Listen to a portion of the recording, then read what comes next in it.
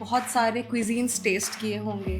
क्या आप फूड की तरफ मैनहट्टन की वजह से अट्रैक्ट हुए? आई am actually a foodie, but मैं सोचता हूँ कि फूडी दो टाइप के होते हैं, जो खाने भी पसंद करते हैं और अचानक से जो खाना बनाने में, क्रिएट करने में बिलीव करते हैं। कुजीन, वहाँ का पिज़्ज़ा, वहाँ का सब कुछ लोकल यूएस कुजीन।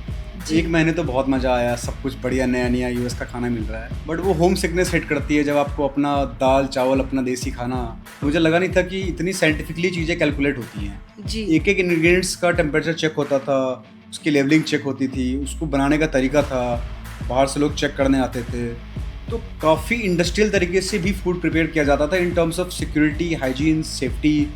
फूड को इतना सिंपली ट्रीट करते थे जैसे हम लोग घर में बना रहे हैं, वैसा नहीं था। इन पैरामीटर्स को इंडिया के आउटलेट्स के साथ कंपेयर करते हैं तो आपको क्या डिफरेंस फील होता है? इसी देखिए, पहली बात तो ये है कि इंडिया से मतलब एक ऑब्वियसली हम लोग अभी डेवलपिंग है, इवॉल्विंग है। हाँ जी। इंडिया से कंपेयर करना it's not rightly justified, because वो लोग ऑलरेडी बहुत ही एडवांस्ड है। वहाँ पर बर्गर का जो ओरिजिन है वो 1800s में जर्मन इमिग्रेंट्स लेके आ गए थे यूएस में। जी। फूड का एक सिंपल एग्जांपल देना चाहूँगा आपको। और वाइट कैसल नाम की चीज़ 1940s में यूएस में आ चुकी थी। वाइट कैसल का चेन ऑफ बर्गर रेस्टोरेंट्स होता था। जी। बट क्या आपको नहीं लगता कि बर्गर एक जंक फूड के कैटेगरी में आता है? ये एक मिथ है, ओके। मैं आपको बता सकता हूँ कैसे। सो क्या बर्गर कार्टेल के पास भी प्रोटीन रिच बर्गर्स हैं? Most definitely.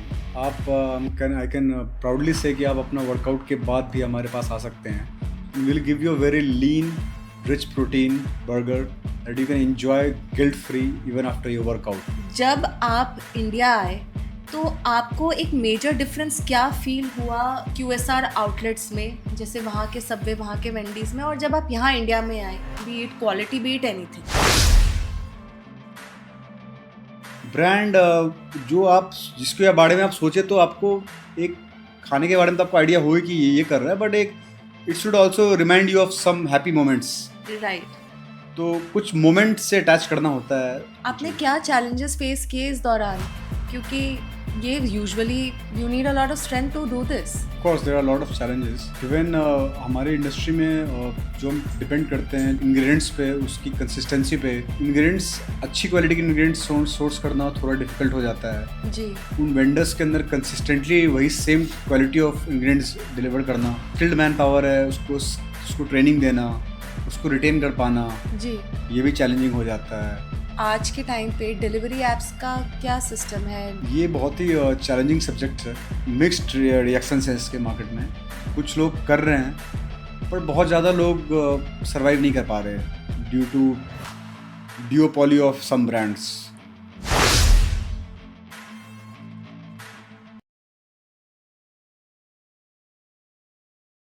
हेलो एवरीवन, आज हमारे साथ है नितिन राज, एक सक्सेसफुल बिजनेसमैन जिन्होंने न्यूयॉर्क से पढ़ाई की, 5 साल फाइनेंस में, एंड वो यहाँ इंडिया आए और उन्होंने क्यूएसआर आउटलेट लॉन्च किया। लेकिन आज का एपिसोड सिर्फ क्यूएसआर के लिए नहीं है। अगर आप किसी भी बिजनेस को स्टार्ट करना चाहते हैं तो आपको नितिन के इनसाइट से काफ़ी कुछ सीखने को मिलेगा। हम बात करेंगे बिजनेस स्टार्ट करने के चैलेंजेस, ब्रांडिंग की इंपॉर्टेंस और एक एंटरप्रेन्योर के पर्सपेक्टिव से ग्रोथ के सीक्रेट्स। तो चलिए शुरू करते हैं और नितिन के एक्सपीरियंस को एक्सप्लोर करते हैं। Welcome to beyond the screen with me Shivijay. Nitin ji, thank you for calling me here. आप हमें ये बताइए कि आपने यूएस में अपना वक्त कैसे स्पेंड किया? सो हाँ, थोड़ा पुरानी स्टोरी है। इट वाज आई थिंक 2009 जब मैं फर्स्ट टाइम गया था अपने एजुकेशन के लिए, स्टडीज़ के लिए मैटर ऑफ फैक्ट। तो 2009 से स्टार्ट हुई थी जर्नी। मैं पहली बार घर से बाहर गया था इतने दिनों के रहने के लिए। तो मेरा बैकग्राउंड था फाइनेंस में, तो मैं फाइनेंस की स्टडी परस्यू करने गया था। तो New York was basically the financial hub of the world, जहाँ से पूरी फाइनेंस वर्ल्ड की डील होती है। जी। Wall street and everything must be knowing. तो इसीलिए मैंने न्यूयॉर्क चूज़ किया, मैनहट्टन गया मेरी फाइनेंस के स्टडीज़ के लिए। Because at the back of my head मुझे लगा था कि मैं अगर फाइनेंस के स्टडीज़ करूँगा तो मेरा जो भी अपना बिजनेस भी है या फैमिली बिजनेस भी है, तो एक फाइनेंस की कोर नॉलेज होनी इंपॉर्टेंट है। जी।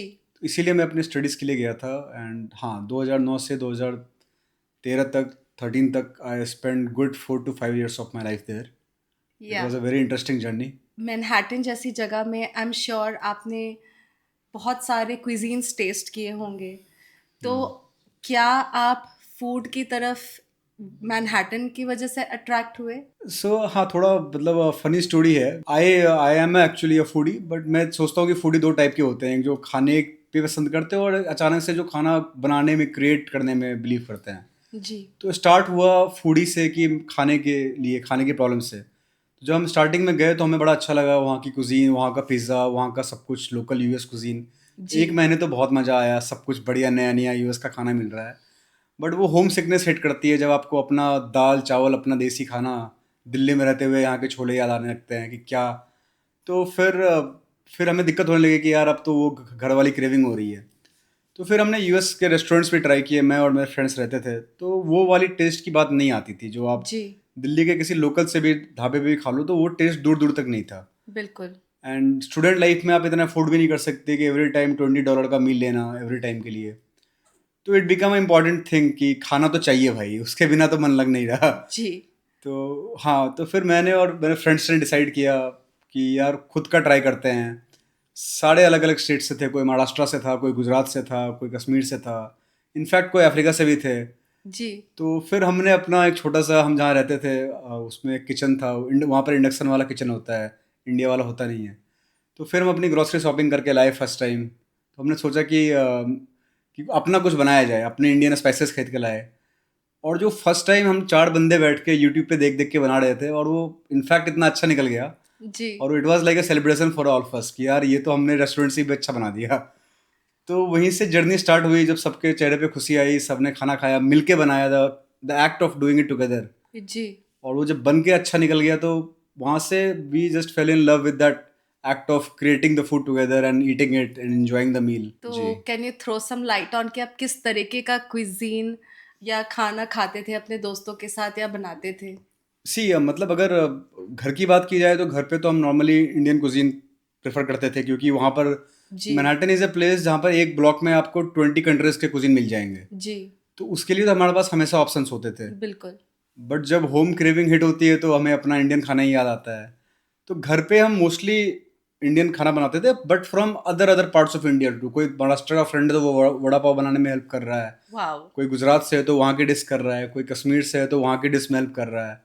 मैं दिल्ली एंड नॉर्थ इंडिया से हूँ, यूपी बिहार दिल्ली, तो मैं वहाँ के कुछ डिशेस में हेल्प करता था जो मुझे, जहाँ तक मुझे समझ में आता था। प्लस हमारे जो अदर फ्रेंड्स भी थे कंट्रीज़ के, टर्की के फ्रेंड्स थे, अफ्रीका के फ्रेंड्स थे, तो इटली के फ्रेंड्स थे, तो वो अपने भी कुजीन्स हमारे किचन में आके कुक करने लग गए। वाओ। तो मैटर ऑफ फैक्ट हमें अलग अलग कंट्रीज़ का कुजीन हमारे किचन में बनते हुए दिखने लगा।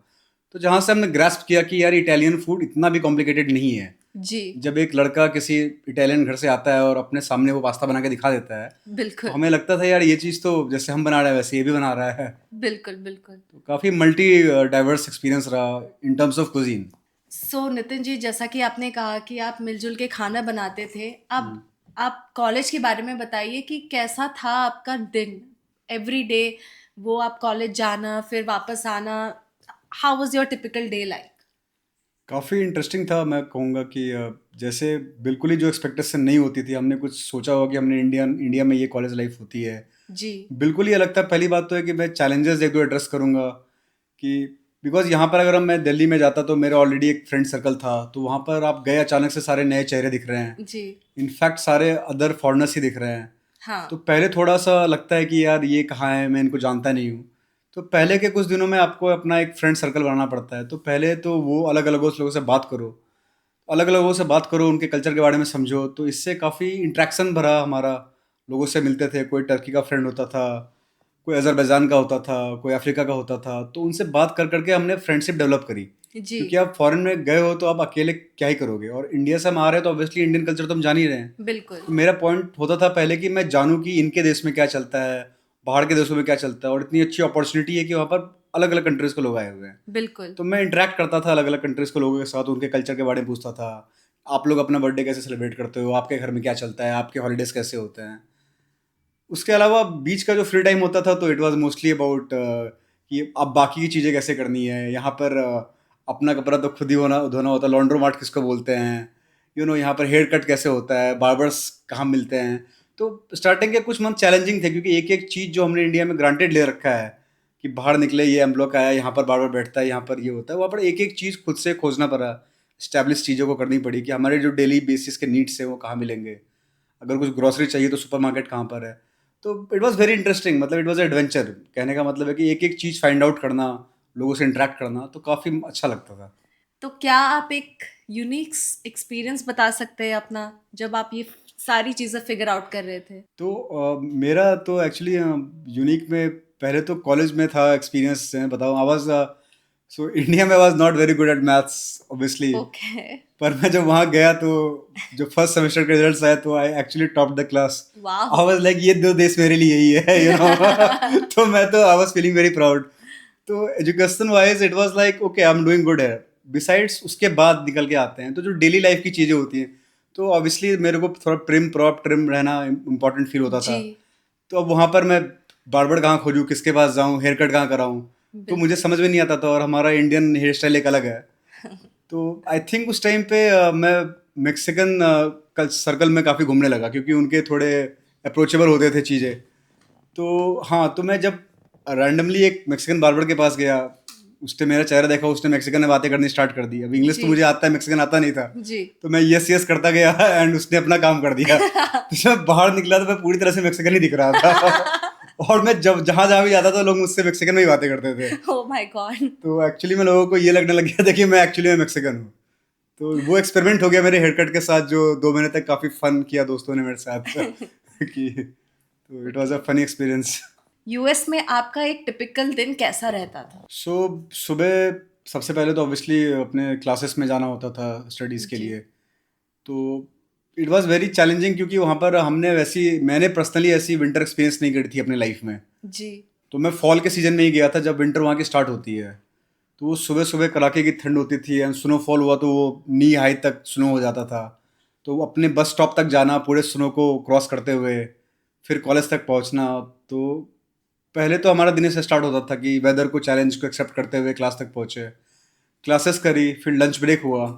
तो फिर हम फ्रेंड्स का ग्रुप बना के निकल जाते थे, यार आज क्या खाना है, आज क्या ट्राई करना है। जी, मैनहट्टन में लाइक आप 10 मिनट चलोगे तो आपको 20 टाइप के रेस्टोरेंट्स दिख जाते हैं। तो हम लोग को काफ़ी मज़ा आता था अलग-अलग कुज़ीन ट्राई करने में।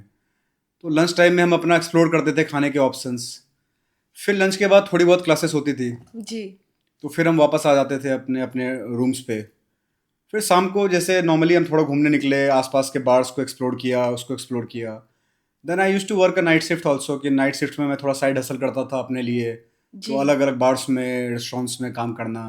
तो जी। काफ़ी इंटरटेनिंग रहता था until the end of the night. तो 4 साल कैसे निकले पता ही नहीं चला, मतलब सुबह से शाम तक काफ़ी पैक्ड रहता था सब कुछ। आपका एक्सपीरियंस कैसा था इन रेस्टोरेंट्स और बार्स में काम करने का? काफ़ी इंटरेस्टिंग था।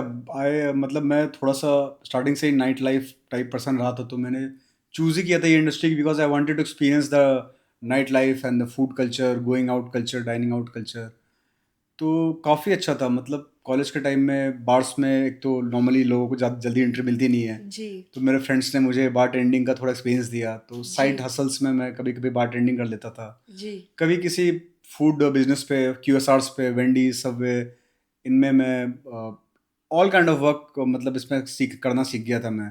स्टोर हैंडल करना, फूड प्रिपेयर करना, कस्टमर को डील करना। जी। तो I learned all kind of things in their food business.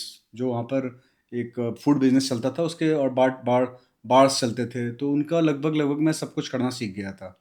जब आप इंडिया आए, तो आपको एक मेजर डिफरेंस क्या फ़ील हुआ, क्यूएसआर आउटलेट्स में, जैसे वहाँ के सबवे, वहाँ के वेंडीज़ में, और जब आप यहाँ इंडिया में आए, B it quality, B it anything? तो मतलब जैसे पहले मेरे वर्क एक्सपीरियंस से पहले मुझे ज़्यादा समझ नहीं थी कि ये चीज़ कैसे काम करती है, जो जी, फूड आउटलेट्स होते हैं, क्यूएसआर्स होते हैं। तो मुझे specially QSR segment is very different, one restaurant is very different. जी, तो मेरा एक्सपीरियंस ज़्यादातर ब्रांडेड क्यूएसआर्स के साथ ही रहा था। जी, तो पहले मुझे लगता था कि आप सुबह जाओगे, आप स्टोर खोलोगे, कस्टमर आएगा, आप कुछ सर्व कर दोगे। बट ऐसा नहीं था। Everything was calculated to the pin point. एक-एक चीज़ ऑर्गनाइज़्ड होती थी। जी, हर एक कुछ का फ़ॉर्मूला होता था, हर एक टाइमिंग सेट होती थी। तो काफ़ी ऑटोमेटेड था सब कुछ। व्हाट आई लर्न्ड कि एक ऑर्गेनाइज़ेशन की पावर क्या होती है। जी, तो सुबह स्टोर खोलने से लेके 20 मिनट के अंदर लाइव हो जाना, पीछे से डिलीवरी आ रही है उसको हैंडल करना, उसका टेम्परेचर नाप, मतलब इट वाज़ अनबिलीवेबल। मुझे लगा नहीं था कि इतनी साइंटिफिकली चीज़ें कैलकुलेट होती हैं। जी, एक-एक इंग्रीडिएंट्स का टेम्परेचर चेक होता था, उसकी लेवलिंग चेक होती थी, उसको बनाने का तरीका था, बाहर से लोग चेक करने आते थे। तो काफ़ी इंडस्ट्रियल तरीके से भी फूड प्रिपेयर किया जाता था in terms of security, hygiene, safety. काफ़ी डिफरेंट मुझे एक्सपीरियंस हुआ इस चीज़ का कि फूड को इतना सिंपली ट्रीट करते थे जैसे हम लोग घर में बना रहे हैं, वैसा नहीं था। जी। फूड को एक इंडस्ट्रियल प्रोडक्ट की तरह उसको काफ़ी, उसकी पूरी चेन कैसे बनती है, पीछे से वेंडर्स कौन है, management, control, safety, hygiene, each and everything I got to learn. Wow. So जब आप इन पैरामीटर्स को इंडिया के आउटलेट्स के साथ कंपेयर करते हैं तो आपको क्या डिफरेंस फील होता है? सी देखिए, पहली बात तो ये है कि इंडिया से मतलब एक ऑब्वियसली हम लोग अभी डेवलपिंग है, इवॉल्विंग है।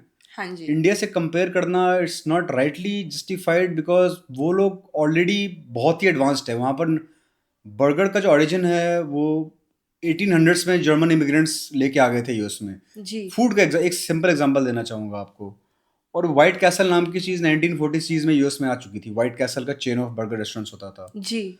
मैकडोनल्ड्स वहाँ भी 1960s में आ चुका था। तो बिल्कुल। वो लोग काफ़ी पहले से एडवांस्ड हो चुके थे कि चीज़ों को इंडस्ट्रियलाइज कैसे करना है, बिल्कुल। कैसे एक सिस्टम बना हुआ हर चीज़ का। और ये हमारे कंट्री में काफ़ी लेट एंट्री हुई, ब्रांडेड, क्योंकि एक स्टोर रन करना ईजी है कंपैरेटिवली, बट आप अगर मल्टीपल चेन्स रन कर रहे हो तो उसके लिए आपको एक इंडस्ट्रियलाइज फार्मूला चाहिए होता है कि उस सिस्टम को, ऑर्गेनाइजेशन को चलाना कैसे है। तो उस टाइम में इंडिया काफ़ी नेसेंट स्टेज पे था। इनफैक्ट जब मैं आया था उस टाइम में जोमेटो भी लॉन्च नहीं हुआ था। जी। तो mostly stores mom and pop stores type के थे, इंडिपेंडेंट। जी। बहुत ही कम स्टोर्स थे जिनके चेन हुआ करते थे। तो वो जो प्रैक्टिस होती है, इंडस्ट्री वाली प्रैक्टिस, इंडिया में उतनी डेवलप नहीं हुई थी। जी। तो ऑब्वियसली मैंने फील किया कि यहाँ पर लोग एक स्टोर पे तो बहुत अच्छा परफॉर्म कर रहे हैं, बट बिल्कुल। जैसे ही वो 2 या 3 या 4 स्टोर हो जा रहा है एक ब्रांड का, तो हमारे पास वो प्रैक्टिसेस नहीं थी कि उसको कैसे स्केल किया जाए, कैसे साइंटिफिकली चीज़ों को मैनेज किया जाए ताकि एक आउटलेट और 10 आउटलेट एक जैसा ही चले। तो उस टाइम में इंडिया इतना ग्रो नहीं कर रहा था, बट आई विल से कि अब इस 10 ईयर में हम ऑलमोस्ट एट पार आ गए हैं यूएस के, मतलब इन टर्म्स ऑफ कि फूड का स्टैंडर्डाइजेशन, फूड का लॉजिस्टिक्स, फूड का मैनेजमेंट, अभी हम लोग एट पार आ चुके हैं। इन 10 सालों में काफ़ी अच्छा इंडिया ने अपने आप को डेवलप कर लिया है F&B स्पेस में। तो सिंस आपने वहाँ पे फाइनेंस सीखा, आपने फूड इंडस्ट्री को काफ़ी नज़दीक से पहचाना, फिर आपने इंडिया में आके क्या किया? तो मैंने 2 साल तक F&B स्पेस में अच्छा काम किया। जो मुझे लगता है कि मैंने जो यूएस से सीखा मैंने उसको यहाँ इम्प्लीमेंट किया, एक कोड बनाया, एक सिस्टम बनाया, उसके तहत अच्छा चल रहा था सब कुछ। अच्छे अच्छे ब्रांड से कॉन्ट्रैक्ट्स आ रहे थे। पर फॉर सम रीज़न जो फैमिली नीड आई तो मुझे फैमिली बिजनेस में फुल टाइम आना पड़ गया। बट जो मेरा एक प्यार था, लव था towards this business of F&B, right. वो मुझे ड्रॉ करके लेके आ गया दोबारा इस बिजनेस में आफ्टर 7-8 years अगेन। तो सब कुछ जब सेट है तो अब मैं फुल फ्लेजेड अपने आप को इस इंडस्ट्री में दोबारा से ला रहा हूँ with a good setup, with a good brand, with a good concept. And what is the name of your brand? So we call it the burger cartel. हाँ जी। So the burger cartel, how did you come up with something like this? So see जैसे मैंने बोला कि मेरा एक 7 साल का गैप रहा था दोबारा से आने में, तो ऐसा नहीं जी। था कि मैं भूल गया था कि मुझे, तो मेरे पास जब भी टाइम होता था तो मैं रिसर्च करता रहता था कि यार जब मैं आना तो मुझे है ही दोबारा इसमें। जी। तो मैंने ब्रांडिंग के बारे में काफ़ी रिसर्च किया, ब्रांड क्या होता है, ब्रांड कैसे बनाया जाता है, उस पर बुक्स जी। पढ़ी मैंने, रिसर्च किया। तो I wanted to create a brand जो आप, जिसके बारे में आप सोचे तो आपको एक खाने के बारे में तो आपको आइडिया हो ही कि ये कर रहा है, बट एक it should also remind you of some happy moments. Right. तो कुछ मोमेंट से अटैच करना होता है। And I was I am still a movie buff, I watch a lot of web series in my free time, that is तो वो मेरी चीज़ है, मैं देखता हूँ काफ़ी। और मेरा मैक्सिकन इन्फ्लुएंस काफ़ी रहा है लाइफ पे, इनफैक्ट। तो मुझे जो है मैक्सिकन फूड की तरफ काफ़ी मेरा इंक्लिनेशन था। तो मैंने समहाउ अपने जो प्रोडक्ट है उस पर मैक्सिकन इन्फ्लुएंस लाया। और जो नेम द बर्गर कार्टेल है वो, जैसे मैं वेब सीरीज़ देखता था, नार्कोज और भी इस तरह के मैक्सिकन सीरीज़ हैं, तो मैंने उसके इन्फ्लुएंस को अपने ब्रांड पे लिया। तो ये स्टोरी है मेरे मतलब ब्रांडिंग की। Burger Cartel branding is a very different kind of a branding is what I feel. आप ये बर्गर और मैक्सिकन का कॉम्बिनेशन कैसे साथ में लेके आ रहे हैं? सी अगर आप बीन्स को यूएस में आप कहीं मैक्सिकन रेस्टोरेंट में जाओगे तो वहाँ पर आपको राइस एंड बीन्स बोलेंगे। वो बीन्स बेसिकली एक मैक्सिकन कुजीन हो जाता है वहाँ के लिए। जी। वो हमारे लिए राजमा हो जाता है। जी। तो फूड जो है ये काफ़ी कल्चर्स को क्रॉस ओवर करता है, पर हमें फील नहीं होता जब तक हम इंडिया से नहीं निकलते हैं। जी। यूएस में लोग मैश पोटैटोस खाते हैं, हमारे यहाँ पर वो खिचड़ी के साथ आलू का चोखा हो जाता है। जी। तो बट जब तो फूड का काफ़ी कल्चरल इन्फ्लुएंस है, क्रॉस कल्चरल इन्फ्लुएंस भी है। तो मेक्सिकन में जैसे साल्सा, गुआकामोले, इन चीज़ों का काफ़ी डोमिनेंस है उनके डिशेस में। राइट। तो मैंने अपने जो प्रोडक्ट है उसमें मेक्सिकन इन्फ्लुएंस लाने के लिए कुछ मेक्सिकन कोर इंग्रेडिएंट्स यूज़ किए। जी। साल्सा हुआ, गुआकामोले हुआ, और भी चीज़ें हुई। तो इसको मैंने अपने अपने प्रोडक्शन में यूज़ किया। तो उस मेरे जो बर्गर्स हैं और जो अदर फूड लाइन्स हैं उसमें मेक्सिकन इन्फ्लुएंस भी है। तो आपने बर्गर क्यों चूज किया? सी उसके दो रीज़न हैं। एक तो रिसर्च बेस्ड है और एक पर्सनल है। जी। पर्सनल इसलिए है क्योंकि आई थिंक बर्गर एक काफ़ी फंक्शनल खाना है। It is very practical food. So in college life और इन बैचलर्स लाइफ हमारे पास उतनी स्पेस नहीं होती है लाइफ में कि हम एक मल्टीपल कटलरीज खोले, 4 तरह के आइटम निकाले। और एक जो बर्गर होता है उसको आप कहीं भी बैठ कर खा सकते हो। आप अपने कार में खा सकते हो, अपने बाइक पे खा सकते हो, आप बेंच में खा सकते हो, आप कहीं भी खा सकते हो। तो it is very functional, it is very practical. तो जी। एक तो वो मुझे अच्छा लगा क्योंकि हम बर्गर्स कहीं भी खा लेते थे और सेटिस्फैक्शन भी होती थी। और उसमें आपको सारे मेजर मैक्रोन्यूट्रिएंट्स होते हैं। आपको कार्ब्स होता है, आपको प्रोटीन होता है, आपको वेजीज होते हैं। तो all kind of nutrients are provided and it is very functional to eat. Besides that personal reason जो मुझे लगता है कि बर्गर एक एक बहुत प्रैक्टिकल फूड है। उसके अलावा जब मैंने अपनी रिसर्च करी, इंडिया में देखा कि जो इंडिया का अभी जो न्यू जनरेशन है उसका इंक्लिनेशन किस फूड्स के टुवर्ड है, तो burger is one of the top most food in demand in India, followed by pizza. या। तो इसीलिए मैंने डिसाइड किया कि जो मेरा वेंचर है वो बर्गर के टुवर्ड्स होना चाहिए। बट क्या आपको नहीं लगता कि बर्गर एक जंक फूड के कैटेगरी में आता है? ये एक मिथ है। ओके। मैं आपको बता सकता हूँ कैसे। आप अगर बोलते हो कि चावल है, ठीक है, चावल is not a junk food, rice. या। बट अगर आप राइस को आप किसी भी फूड हॉकर के पास डीप फ्राई करके करो तो वो जंक में कन्वर्ट हो जाता है। बिल्कुल। तो वो तरीका होता है आप फूड को प्रिपेयर करने का। आप किसी भी अच्छे फूड को भी आप जंक बना सकते हो। जी। तो बर्गर जब बनता है तो उसको हम बहुत ही उसके ओरिजिन पे, सोर्स पे ध्यान रखते हैं। बंस हमारे टॉप मोस्ट सबसे अच्छी जगह से उसका डो सोर्स होता है। हम खुद बेक करते हैं। हमारी पैटीज इन हाउसेस होती हैं और हमारे चीज़ इंपोर्टेड होते हैं। एक एक चीज़ हमारा टॉप नॉच होता है, उसमें जी। जंक का कोई पार्ट नहीं है। तो we make it very healthy and we make it decent. और थोड़ी बहुत इंडल्जेंस होती है कोई कोई हमारे प्रोडक्ट लाइन में, but it is not a junk food. ये या। ये जंक फूड नहीं है। Wow, that was a really refreshing take. मैंने कभी भी बर्गर्स को उस नज़र से देखा नहीं ऑनेस्टली, क्योंकि आज तक मैंने जब भी कोई भी बर्गर खाया है हम्म, तो आई फेल्ट कि it was sometimes dripping in oil. Hmm. And उसको खाने के बाद मज़ा तो बहुत आया, लेकिन समहाउ एक ऐसी फीलिंग आई कि नहीं, मैंने जंक थोड़ा फूड तो खाया गिल्ट है। ट्रिप में आप गए हाँ। In the sense. Yes. So I will tell you, जो अभी तक जो तो रीज़न मैं इस स्पेस में भी इसलिए आया क्योंकि there was a space here. जी। तो अभी तक आप जो भी ब्रांड्स आप देख रहे हो आपके आसपास, सारे ब्रांड्स एक बेसिकली मास मार्केट प्रोड्यूस कर रहे हैं, जी। जिसके लिए उनको सबसे चीपेस्ट इंग्रेडिएंट्स चाहिए, चीपेस्ट जी। ऑयल चाहिए। जी। तो there was a good scope for very well made crafted premium burgers that are made authentically अच्छे इंग्रेडिएंट्स के साथ। जी। तो लोग नॉर्मली इसको वो समझ के चल रहे थे कि मैकडॉनल्ड्स में अगर for example for any amount का मिल रहा है तो वही मिलेगा। इसको as a junk food treat किया जा रहा था। जी। बट हमने उसमें एक स्पेस क्रिएट किया जहाँ पर ये गुरमे बर्गर है। अब these burgers are hand crafted, everything is house made. जी। तो आपको वो फीलिंग दोबारा नहीं आएगी जो आप बोल रहे हो कि आपको लगता था कि बर्गर थोड़ा ऑयली फील हो रहा था, जंक फूड फील हो रहा था। We we engineered the whole thing to make it as authentic, as fresh as possible. Wow. Also to add to that, India में एक ये भी ट्रेंड था कि बर्गर्स को लोग एज अ स्नैक समझते थे। फॉर एग्जांपल कि स्नैकिंग है, बिटवीन टू मील्स के बीच का एक मील है। जी। तो जब हमने अपना ब्रांड लॉन्च किया उससे पहले हमने काफ़ी R&D करी। वी जी। Got the best of the best in the industry to help us in this thing. जी। मैं अपने आप को एज एक्सपर्ट नहीं बोलूँगा, बट जो जो एक्सपर्ट जो बेस्ट है इंडिया में, जी। हम उनको ऑन बोर्ड लाए। हमारा एक प्रॉपर लैब सेट हुआ जहाँ पर हमने एक एक इंग्रेडिएंट्स को ब्रेक डाउन किया। जी। हमने सोचा कि इसको healthy and as a main meal कैसे बनाया जाए, जी। जिसको आप खा के आप ये फील करो कि मैंने लंच कर लिया, इसको आप खा के ये फील करो कि मैंने डिनर कर लिया। जी। तो हमने उसके पोर्शन साइज इतने डिसेंट इनफ किए कि जी। अगर आप एक बर्गर खा लोगे तो you won't feel hungry for the night. Wow.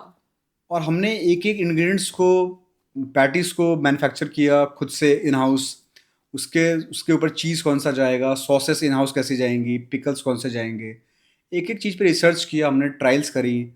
और लोगों के बीच में पहले जाके हमने मॉकअप्स किए कि आप बताओ आपका फीडबैक किया है। जब अच्छा फीडबैक आया फिर हमने उसको लॉन्च किया कि नहीं ये एक बहुत ही अच्छा बर्गर है जो लोगों को पसंद आ रहा है, और उनको ये सेटिस्फैक्शन आ रही है कि नहीं मैं हमने एक प्रॉपर मील लिया है, एक मील जिसके बाद हम फुलफिल फील कर रहे हैं, सेटिस्फाइड फील कर रहे हैं। Yeah. तो हमने पूरा कॉन्सेप्ट को ही चेंज कर दिया। It is not any more that हम गए भूख लग रही है स्नैक्स में एक बर्गर उठा लिया। It is experience now. It Yeah. Is experience, you are hungry, you come to us, we give you experience of a good meal. Yeah. But I think apart from burgers, you have that Mexican touch as well. Right, तो सो उस पे आप क्या कहना चाहेंगे? Mexican में क्या है? एक्चुअली में मैक्सिकन तो मेरा पीछा छोड़ ही नहीं सकती है, स्टार्टिंग से ही मैक्सिकन मेरा इन्फ्लुएंस रहा है, from the web series I like, from the food.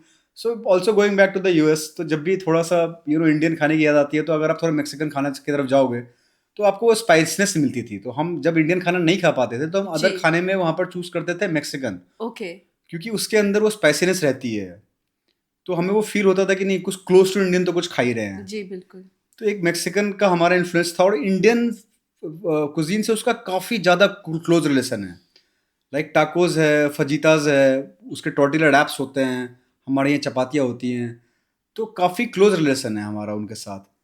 तो मुझे लगा कि क्यों नहीं, जब हम एक बर्गर कर ही रहे हैं और मेरा मैक्सिकन में इतना ज़्यादा इन्फ्लुएंस है, बर्गर्स भी हमारे मैक्सिकन इन्फ्लुएंस कुछ रेंज हैं, जी। तो हम मैक्सिकन लाइन भी इसमें इंट्रोड्यूस करें, क्योंकि हमारे पास सारे इंग्रेडिएंट्स थे और अच्छे अच्छे हमारे पास शेफ्स हैं जो उसको क्यूरेट कर सकते हैं। तो I thought why not give you a good option. आप आए हो, आपका फ्रेंड आया है, आप बर्गर खा रहे हो, आपके फ्रेंड को मन किया टाकोस खाने का, तो वो टाकोस भी खा सकता है। जी। So, but do you also have meal bowls? Yes, we do have meal bowls. We do have very highly hand curated meal bowls जो स्क्रैच से बनाते हैं हम। मतलब ऐसा नहीं है कि कहीं से इंग्रेडिएंट लिया और पुट कर दिया। जी। इंडिया में मैंने फील किया है कि एक प्राइस के टुवर्ड्स अच्छा इंक्लिनेशन होगा, जब तक वो खाते नहीं है अपने मील में तो उनका मील पूरा नहीं होता है। जी। तो ये चीज़ मेक्सिको में भी थी, वहाँ के भी मील्स में राइस एंड बीन्स को यूज़ किया जाता है, वहाँ के बरीटोज में, बरीटो रोल्स में।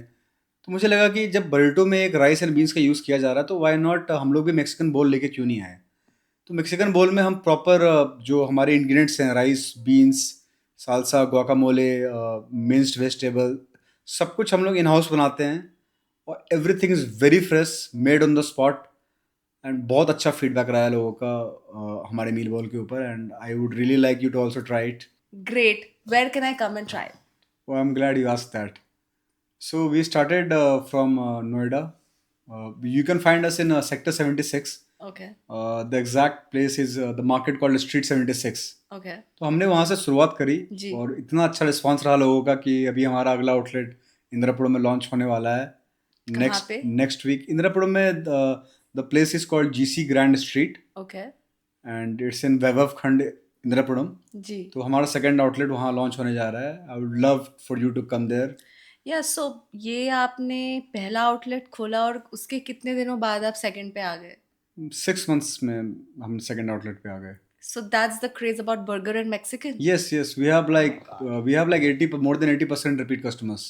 Wow. इंदिरापुरम से मैटर ऑफ फैक्ट लोग यहाँ आ रहे हैं और हमें बोल रहे हैं कि आप वहाँ पे प्लीज क्यों नहीं आ रहे। जी। तो हमें लगा कि यार पहले तो इतनी पास में जो डिमांड आ रही है तो पहले वहाँ आना चाहिए।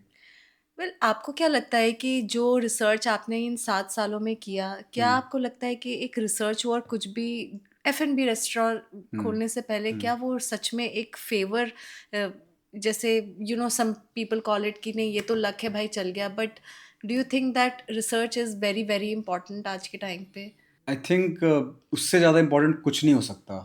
आपके पास दुनिया का सबसे बेहतरीन खाना हो सकता है, but if you don't have a plan, जी। रिसर्च आपको हेल्प करता है एक प्लान बनाने में, जी।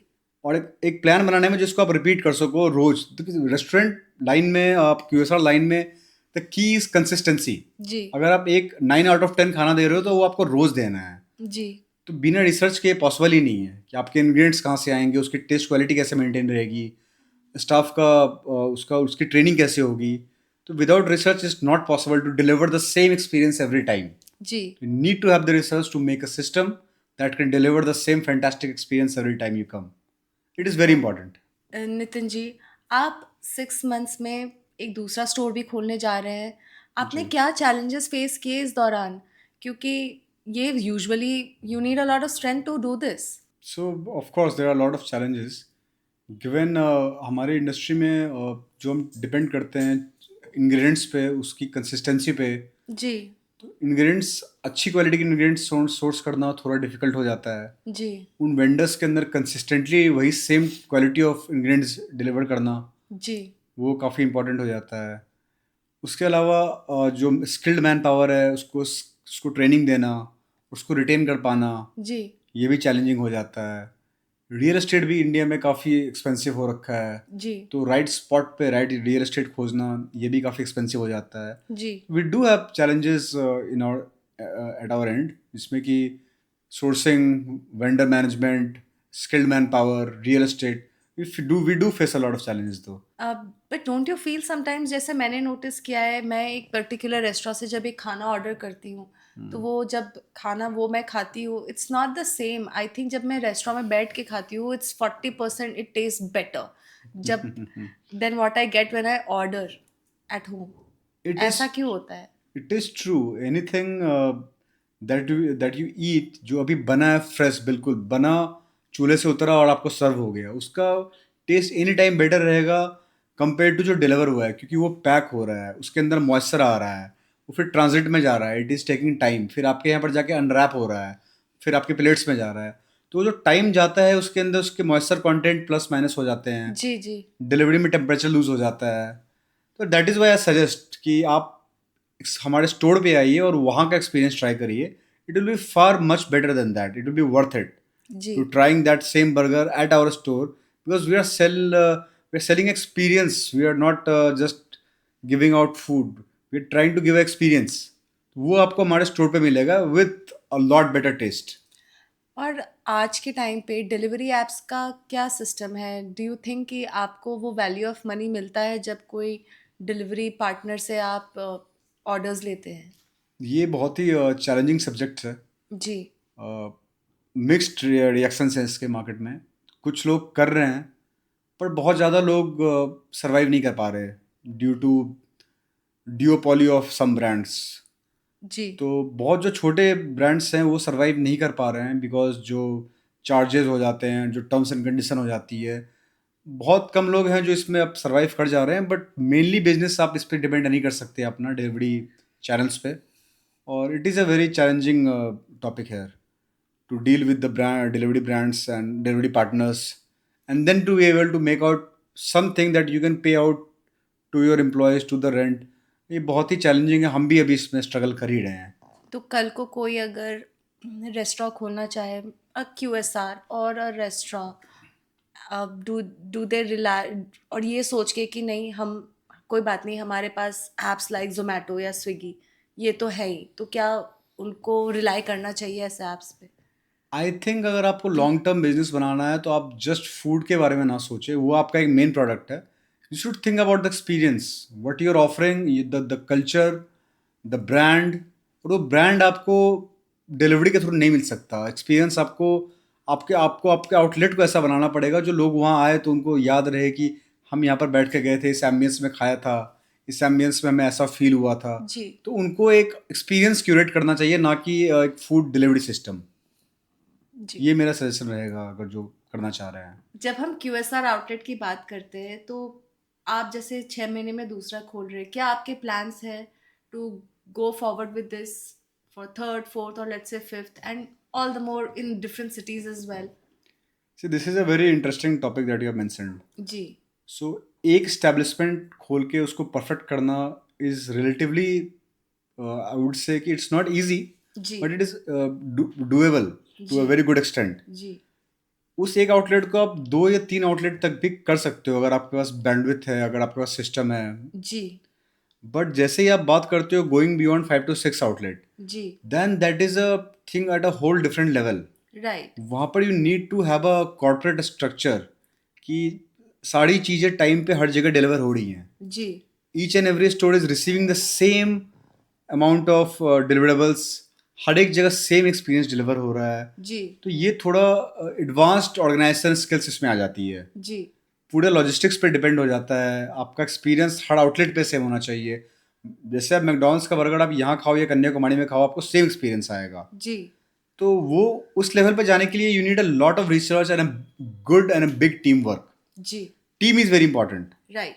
To scale at that level, you need a very solid team. जी। You won't be able to provide experience एक आउटलेट पे उससे ज़्यादा आप अकेले कर सकते हो, पर जैसे आपको मल्टीपल स्केल में आउटलेट पे सेम एक्सपीरियंस प्रोवाइड करना रहेगा, बिल्कुल। I think it is challenging unless you have a very good dedicated team for it. Right.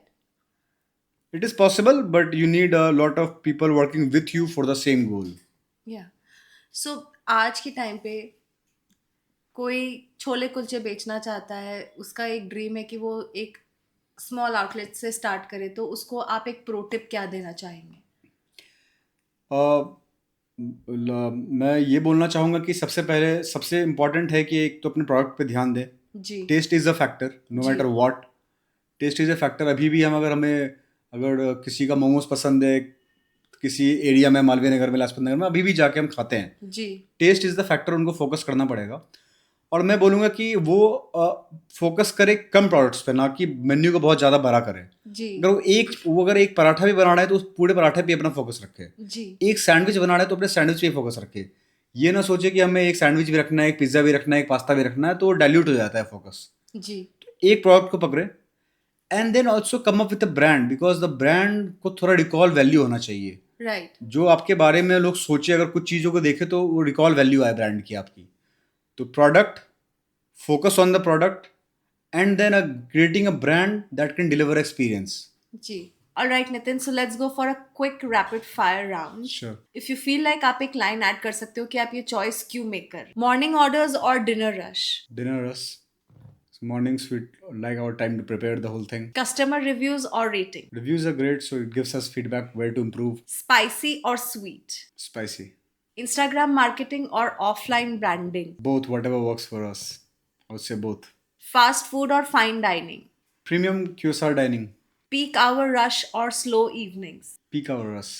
Signature dish और menu variety? Signature dish. What's your signature dish? It's Gringo's smashed chicken.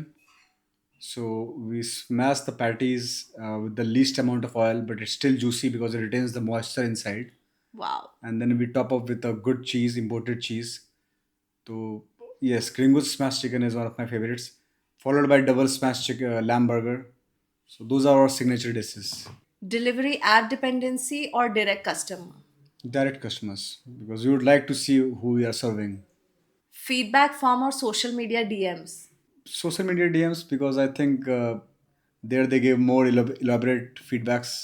Loyalty programs और discounts? Loyalty programs. Trendy food और classic dishes? Classic dishes. Trends they come and go, with classic dishes they stay. Data analytics और instincts? Instincts. Staff training और automation? This is a hard one. I say both are very important. So both. Quality control और quick service? Quality control is the topmost priority. Experimentation और consistency? Consistency.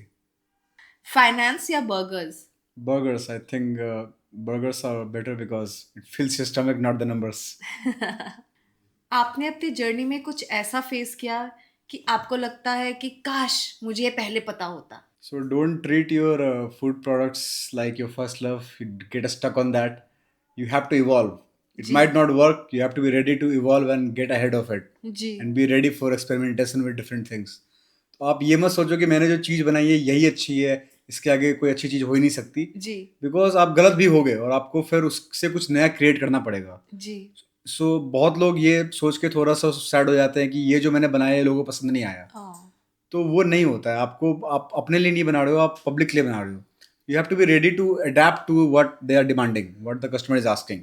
Ji. So don't be stuck on कि नहीं मैंने ये बनाया था तो यही चलना चाहिए। जी। You should be really adaptive to what is the demand. जी। ओके। जैसा कि हम आज के टाइम पे देख रहे हैं, ब्रांड्स मूव कर रहे हैं प्रोटीन रिच फूड की तरफ। सो क्या बर्गर कार्टेल के पास भी प्रोटीन रिच बर्गर्स हैं? Most definitely. आप आई कैन प्राउडली से कि आप अपना वर्कआउट के बाद भी हमारे पास आ सकते हैं and will give you a very lean rich protein burger that you can enjoy guilt free even after your workout. There's no extra coating of fat and carbohydrates. Protein rich, lean protein, clubbed with a decent bun. You can enjoy the protein rich burgers anytime. What are your future plans for Burger Cartel? The plan is to, जो हमने बनाया है, जो हमारा experience है, ज़्यादा से ज़्यादा लोगों के पास लेके जा सके। तो आने वाले टाइम में आपको दिल्ली के एनसीआर के हर एक अच्छे प्राइम स्पॉट्स पे you can find Burger Cartel. जी। Beyond that, the big cities, small cities, Lucknow, Jaipur, Indore, you will be able to find us, God willing, everywhere in the coming future. Wow. Thank you so much, Nitin, for giving the valuable insights that we got today about burgers. और मुझे आपसे ये आशा है कि इसके बाद अगर मैं बर्गर्स खाऊं आपके यहाँ से तो मेरे वेट गेन्स ना हो ज़्यादा। नहीं, आपके प्रोटीन गेन्स होंगे and you will feel even better after trying our burgers. And please come to our the next store launch. Yeah, sure. Thank you so much. Thank you.